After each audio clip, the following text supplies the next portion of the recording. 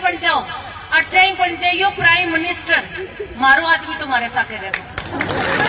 स्थिति कि आप कहते हो कि 50% की भागीदारी जो है आपने हरियाणा में महिलाओं को दिलवा दी। मैंने कहा बिल्कुल दिलवा दी, ये तो एक बहुत बड़ी बात है।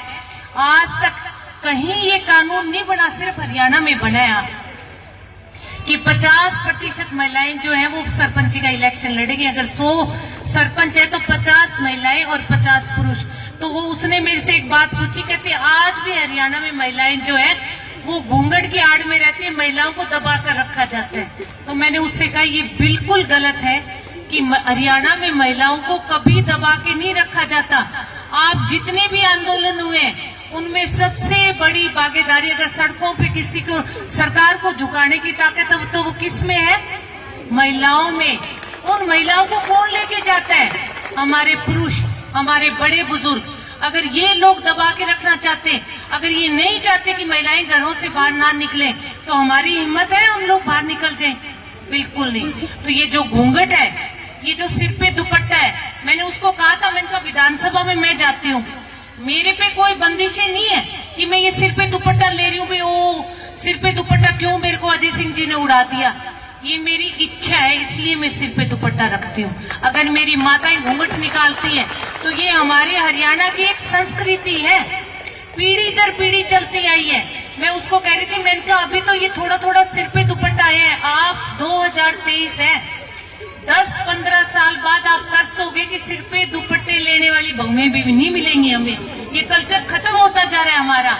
ये सिर पे दुपट्टा, ये घूंघट में हम कोई दबेल नहीं है किसी के, पर ये हमारे बड़े बुजुर्गों के सामने एक हमारी संस्कृति को हमने पनपा रखा है, उसको हमने जिंदा रख रखा है उस संस्कृति को, और इससे कोई फर्क पड़ने वाला नहीं।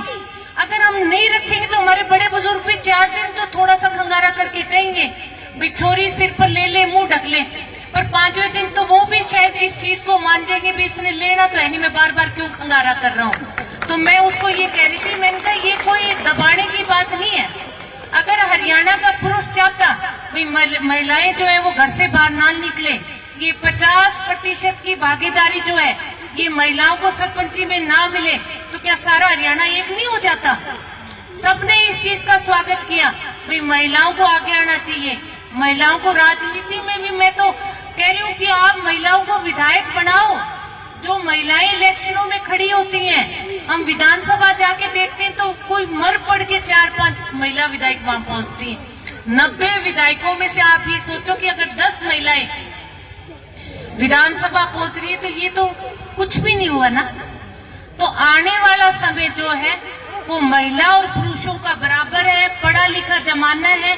हमारे लड़के भी जो है वो अपनी वाइफ को जो है वो बराबर रखना चाहते हैं। इसलिए वो एक बात उसने मेरे से और पूछी, पत्रकार ने, बोले जब महिला सरपंच, में सविता की बात करूंगी कि जब महिला चलती है तो उसका आदमी तो उसके साथ साथ चलता है। तो मैंने कहा जब फेरे लेके साथ आए हैं, साथ साथ फेरे लिए हैं, तो वो तो साथ ही चलेगा, सरपंच बनते कौन सा छोड़ देगा हमें?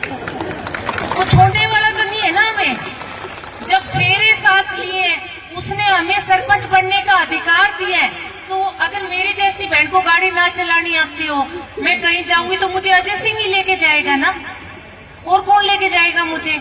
तो उसका आदमी लेके जाएगा ना। अगर ये डीसी ऑफिस में सविता जाएगी तो क्या नाम है हस्बैंड का? जितेंद्र ही लेके जाएगा, कोई भतीजा ले जाएगा, कोई भाई ले जाएगा।